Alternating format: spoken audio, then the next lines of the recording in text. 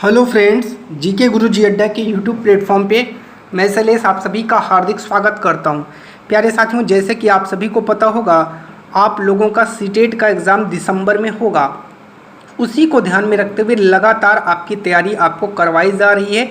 NCERT series लगातार आपकी चल रही है। आज हम लोग क्लास 6 की एनसीईआरटी का चैप्टर 6 देखेंगे, जो है नए प्रश्न और नए विचार। अर्थात इसमें बौद्ध धर्म से संबंधित, जैन धर्म से संबंधित चीज़ों का अध्ययन हमें करना है। प्यारे साथियों, आप लोग चैनल पर नए हैं तो सब्सक्राइब कर लीजिए, वीडियो को लाइक करिए और अपने दोस्तों तक इसको शेयर करिए। हम आपको बताते चलेंगे कौन कौन से टॉपिक सीटेट एग्ज़ाम में पूछे गए हैं और आपको नोट्स भी बहुत जल्द प्रोवाइड करवा दी जाएगी। उसी को ध्यान में रखते हुए आइए अपने टॉपिक की शुरुआत करते हैं। ठीक है, चलिए। बुद्ध की कहानी। बौद्ध धर्म के संस्थापक सिद्धार्थ थे, जिन्हें गौतम नाम से भी जाना जाता है। तो बुद्ध का नाम क्या है? सिद्धार्थ और गौतम। उनका जन्म लगभग 2500 वर्ष पूर्व हुआ। वह समय था जब लोगों के जीवन में तेजी से परिवर्तन हो रहे थे। जैसा कि तुमने अध्याय 5 में पढ़ा, महाजनपदों के कुछ राजा इस समय बहुत शक्तिशाली हो गए। हजारों सालों के बाद फिर से नगर उभर रहे थे।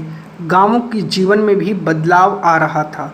बहुत से विचारक इन परिवर्तनों को समझने का प्रयास कर रहे थे।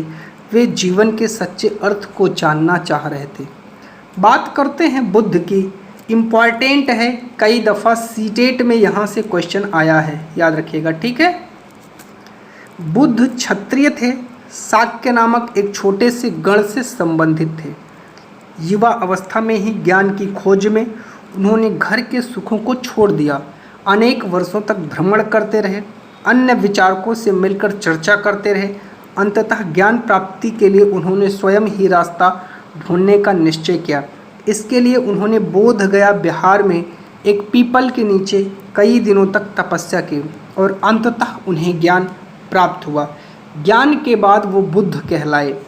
यहाँ से वो वाराणसी के निकट स्थित सारनाथ गए, जहाँ उन्होंने पहली बार उपदेश दिया। ये इम्पॉर्टेंट है, पहली बार उपदेश कहाँ दिया?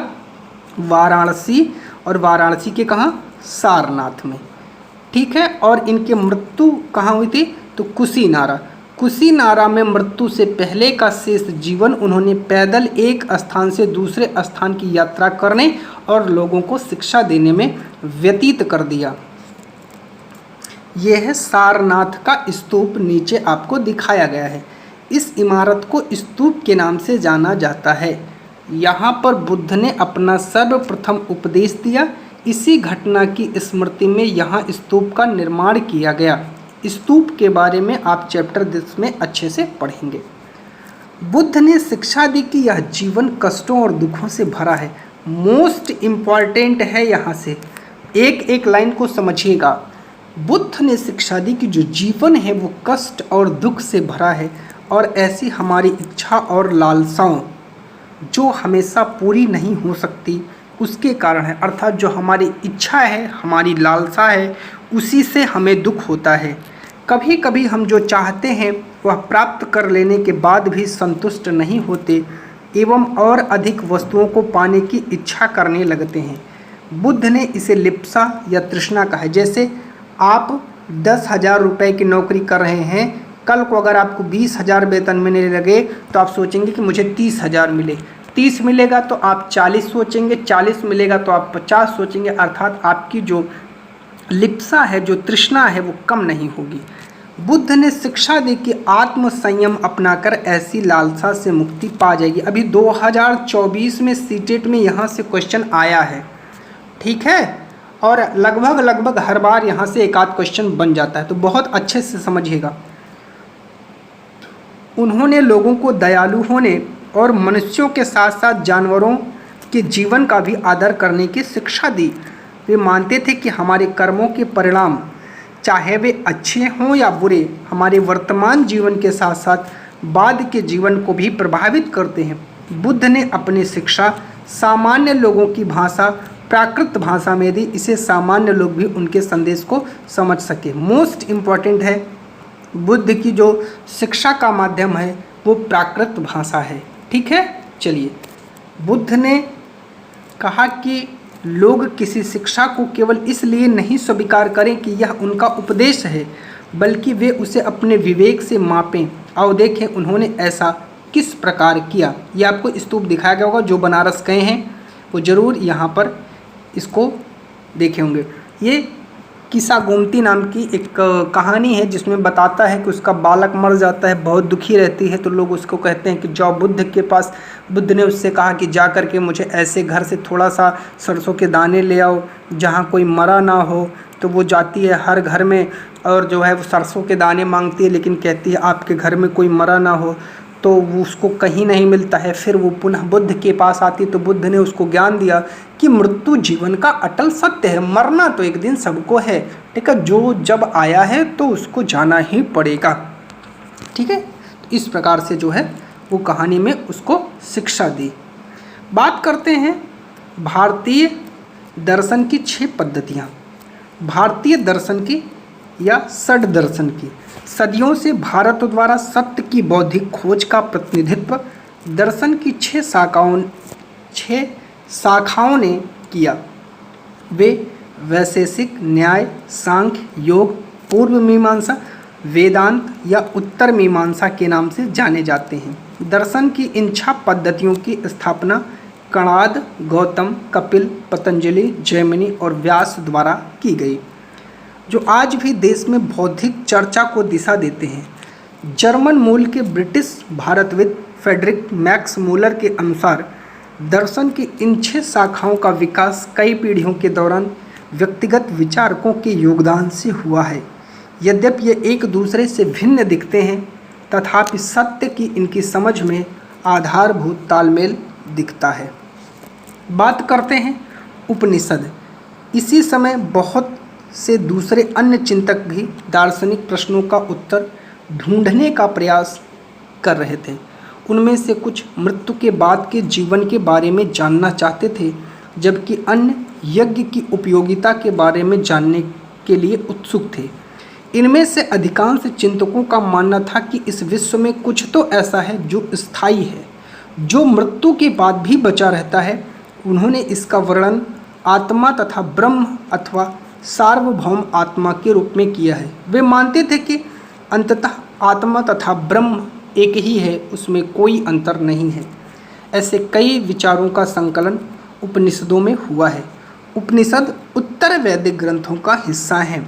उपनिषद का शाब्दिक अर्थ है गुरु के समीप बैठना। तो ये दोनों इम्पॉर्टेंट है, यहाँ से भी कई बार क्वेश्चन बने हैं। उपनिषद उत्तर वैदिक ग्रंथों का हिस्सा है और इसका अर्थ गुरु के समीप बैठना है, अर्थात इसका अध्ययन आप गुरु के समीप बैठकर ही कर सकते थे। इन ग्रंथों में अध्यापकों और विद्यार्थियों के बीच बातचीत का संकलन किया गया है। प्रायः ये विचार सामान्य वार्तालाप के रूप में प्रस्तुत किए गए हैं। ये है एक बुद्धिमान भिखारी की कहानी, आप लोग इसको पढ़ लीजिएगा, कहानी कोई इम्पॉर्टेंट नहीं है। आगे बात करते हैं। इन चर्चाओं में भाग लेने वाले अधिकांश पुरुष ब्राह्मण तथा राजा होते। कभी कभी गार्गी, अपाला, घोषा, मैत्री जैसी स्त्री विचारकों का उल्लेख मिलता है, जो अपनी विद्वता के लिए जानी जाती थी और वाद विवाद में भाग लिया करती थी। निर्धन व्यक्ति इस तरह के वाद विवाद से बहुत ही दूर रहते थे। इस तरह का एक प्रसिद्ध अपवाद सत्यकाम जाबाल का है। सत्यकाम जाबाल का नाम उसकी दासी माँ के नाम पर पड़ा।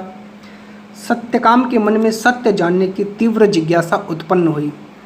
गौतम नामक एक ब्राह्मण ने उन्हें अपने विद्यार्थी के रूप में स्वीकार किया तथा वह अपने समय के सर्वाधिक प्रसिद्ध विचारकों में से एक बन गए।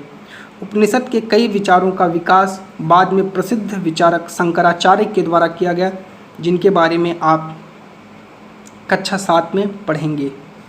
व्याकरणविद पाणिनि। इस युग में कुछ अन्य विद्वान भी खोज कर रहे थे। उन्हीं प्रसिद्ध विद्वानों में एक पाणिनि थे। संस्कृत भाषा के व्याकरण की रचना की, इम्पॉर्टेंट है, कई बार पूछे गए हैं। उन्होंने स्वर तथा व्यंजनों को एक विशेष क्रम में रखकर उनके आधार पर सूत्रों की रचना की। ये सूत्र बीज गणित के सूत्र से काफ़ी मिलते जुलते हैं। इनका प्रयोग कर उन्होंने संस्कृत भाषा के प्रयोगों के नियम लघु सूत्रों अर्थात लगभग 3000 के रूप में लिखे हैं, जिनकी संख्या बताई गई है। जैन धर्म, इसी युग में लगभग 2500 वर्ष पूर्व जैन धर्म के 24वें तथा अंतिम तीर्थंकर वर्धमान महावीर ने अपने विचारों का प्रसार किया। वह वज्जी संघ के लिच्छवी कुल के एक क्षत्रिय राजकुमार थे। इस संघ के विषय में तुमने अध्याय 5 में पढ़ा है। 30 वर्ष की अवस्था में घर छोड़ दिया, जंगल में रहने लगे। 12 वर्ष तक कठिन तपस्या एकाकी जीवन व्यतीत किया। उसके बाद ज्ञान प्राप्त हुआ। ज्ञान के बाद वो जिन कहलाते हैं। उनकी शिक्षा सरल थी। सत्य जानने की इच्छा रखने वाले प्रत्येक स्त्री व पुरुष को अपना घर छोड़ना चाहिए। उन्हें अहिंसा के नियमों का कड़ाई से पालन करना चाहिए। किसी भी जीव को ना तो कष्ट देना चाहिए, ना उसकी हत्या करनी चाहिए। महावीर का कहना था, सभी जीव जीना चाहते हैं, सभी के लिए जीवन प्रिय है। महावीर ने अपनी शिक्षा प्राकृत भाषा में दी। यही कारण है कि जनसाधारण के लोग भी उनकी शिक्षाओं को समझ सके। देश के अलग अलग हिस्सों में प्राकृत के अलग अलग रूप प्रचलित थे। प्रचलन के क्षेत्र के आधार पर उनके अलग अलग नाम थे। जैसे मगध में जो प्राकृत भाषा थी उसे मागधी कहते हैं। जैन नाम से जाने गए महावीर के अनुयायियों को भोजन के लिए भिक्षा मांगकर सादा जीवन बिताना होता था। पूरी तरह से ईमानदार होना पड़ता। चोरी ना करने की सख्त हिदायत थी। ब्रह्मचर्य का पालन करना होता। पुरुषों को वस्त्रों सहित सब कुछ त्यागना पड़ता था। जैन शब्द जिन शब्द से निकला है, जिसका अर्थ होता है विजेता। तो महावीर के लिए जिन शब्द का प्रयोग हुआ है। अधिकांश व्यक्तियों के लिए ऐसे कड़े नियमों का पालन करना बहुत कठिन था। फिर भी हजारों व्यक्तियों ने इस नई जीवन शैली को जानने और सीखने के लिए अपने घरों को छोड़ दिया। कई अपने घरों पर रहे और भिक्षु भिक्षुणी बने लोगों को भोजन प्रदान कर उनकी सहायता करते थे। मुख्यतः व्यापारी जैन धर्म का समर्थन किया, क्योंकि जैन धर्म का जो समर्थन है वो व्यापारियों ने किया। किसानों के लिए कठिन था, नियमों का पालन करना कठिन था। फसल की रक्षा के लिए कीड़े मकोड़ों को मारना पड़ता।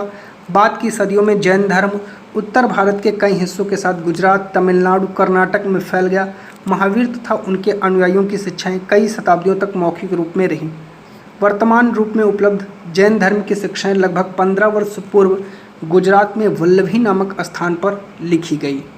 ठीक है, चलिए बात करते हैं संघ की।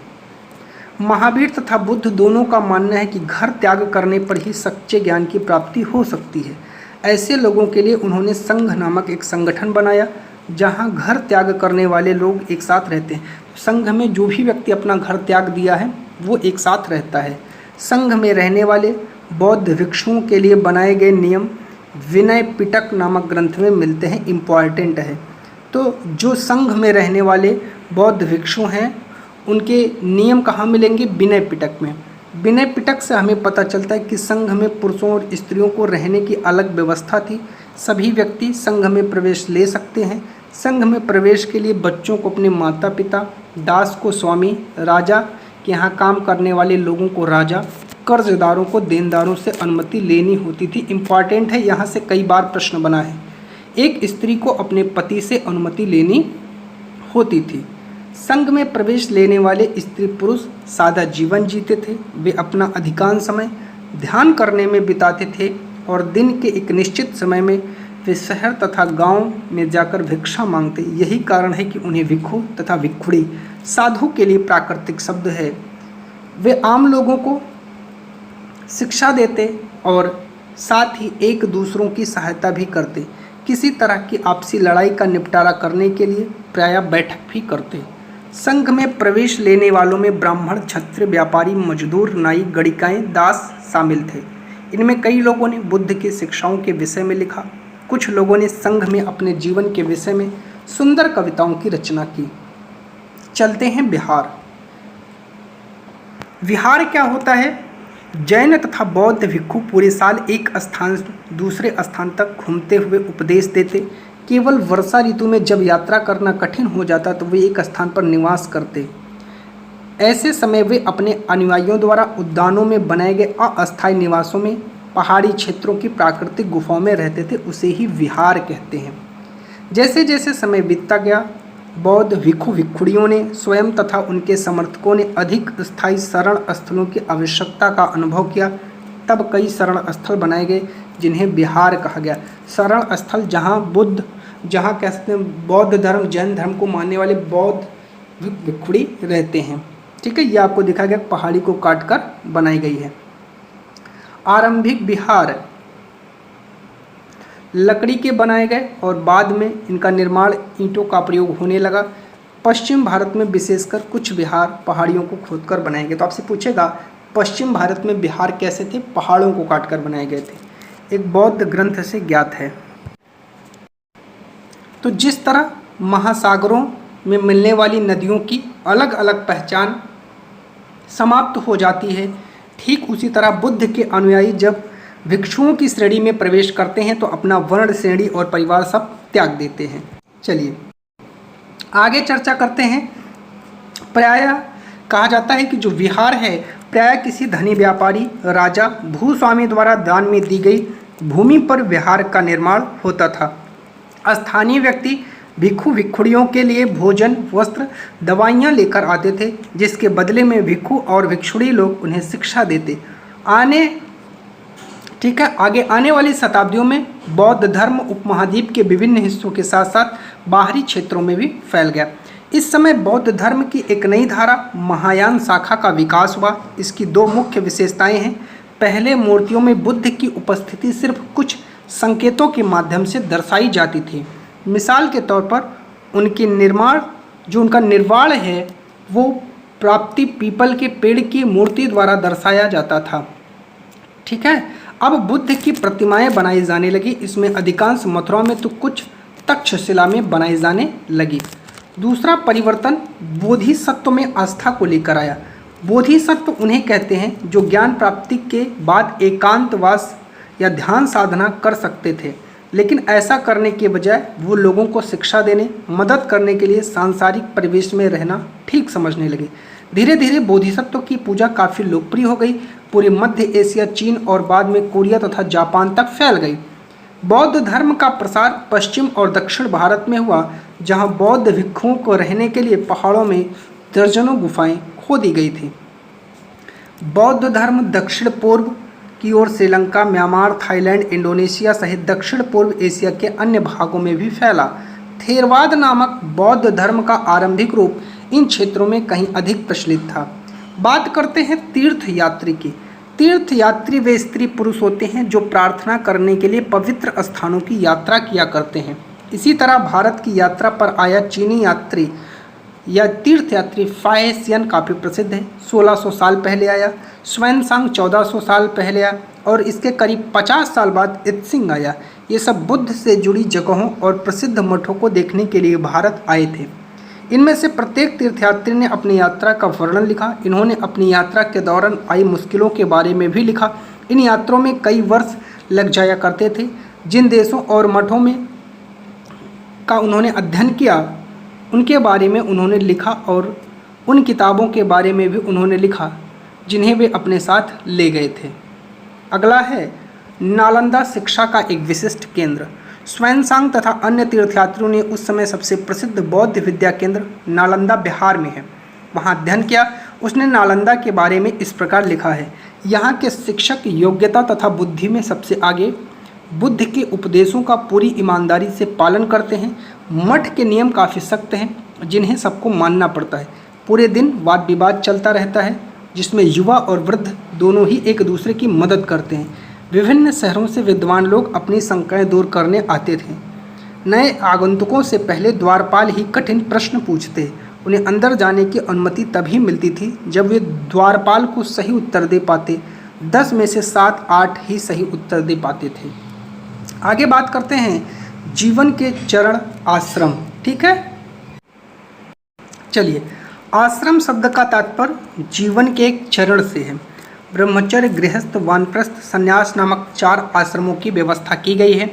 ब्रह्मचर्य के अंतर्गत ब्राह्मण, क्षत्रिय, वैश्य से अपेक्षा की जाती थी कि इस चरण के दौरान वे सादा जीवन बिताकर वेदों का अध्ययन करेंगे। गृहस्थ आश्रम के अंतर्गत उन्हें विवाह कर एक गृहस्थ के रूप में रहना होता था। वानप्रस्थ के अंतर्गत उन्हें जंगल में रहकर साधना करनी थी। अंततः उन्हें सब कुछ त्याग कर सन्यासी बन जाना था। आश्रम व्यवस्था ने लोगों को अपने जीवन का कुछ हिस्सा ध्यान में लगाने के लिए बल दिया। इसी के साथ आपका ये टॉपिक भी क्या हो जाता है, कंप्लीट हो जाता है। कुछ चीज़ें हैं उपनिषदों के विचार, जैन धर्म अर्थात जो आपके जैन महावीर तथा बुद्ध 2500 वर्ष पूर्व, जैन ग्रंथों का लेखन 1500 वर्षों पूर्व। ठीक है, चलिए इसी के साथ प्यारे मित्रों आपका ये टॉपिक कंप्लीट हो जाता है। इस टॉपिक से संबंधित MCQs आपको बहुत जल्द करवाए जाएंगे। आपका किसी भी प्रकार का कोई डाउट हो तो कमेंट सेक्शन में आके कमेंट करिए, आपके डाउट का समाधान किया जाएगा। बहुत बहुत धन्यवाद प्यारे साथियों।